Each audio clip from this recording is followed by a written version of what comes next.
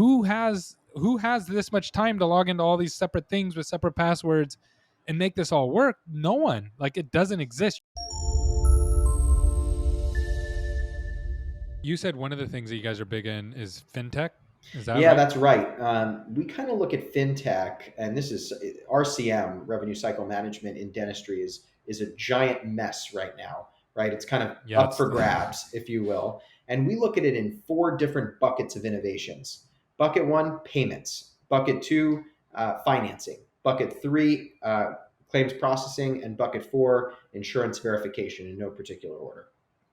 So okay, so I'm going to stop you real quick. So fintech is financial technologies, which is gonna that's is like everywhere. It's going to change the world. That's the big next shakeup, and it's already happening. And there's no one really argues with that, I don't think. But then you're talking about revenue cycle management inside of dental. It is a hot mess. Everybody's trying to figure out where their money is coming from when, and it's hard because insurances come in at different times. Maybe it could have been from 2 months ago. Patients pay later. You have in-house payment plans versus credit cards. So it's a big mess, and it's hard to get actual numbers inside of dental offices. And then you broke down that into 4 sections. Could you give those one more Yeah, I time for sure me? can. So, one of those sections is payments.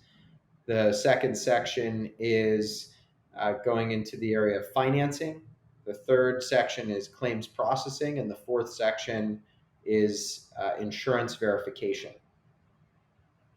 Okay. And so what are your thoughts on those? Like, where is that going? Yeah, so I think right now, there's emerging players in each of those buckets. I think it would be nice if some of them were cross-compatible versus a provider. The dental office, how frequent is it that we each have to have, 4, 6, 8 different systems to complete one process end to end? So I think let's maybe call it interoperability or compatibility Hmm. among those technologies, I think is one key. I think another. Is anybody doing that though? Because I'll tell you from my side. So for marketing, we have this dashboard, and we can actually track cost per lead, like an actual opportunity, cost per acquisition to actually drive the patient into the door. How much did it cost you to do that? And then we can measure phone conversion and lifetime value. We're the only ones that I know that can actually tie the dollar that you spent that turned into this patient spending this much money over a lifetime. But that's only one piece of the pie.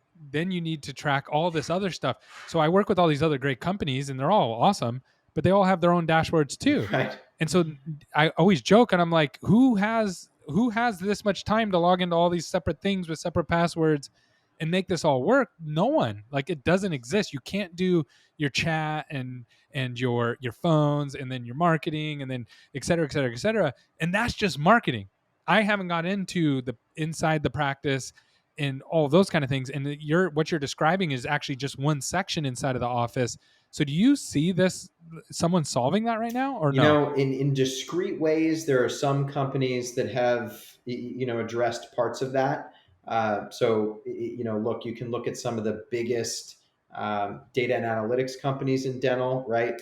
Dental Intel and Jarvis Analytics, and they are tying together, and the like in that category are tying together a lot of key performance indicators, KPIs, or other metrics. But to your point, they probably don't If have bad everything.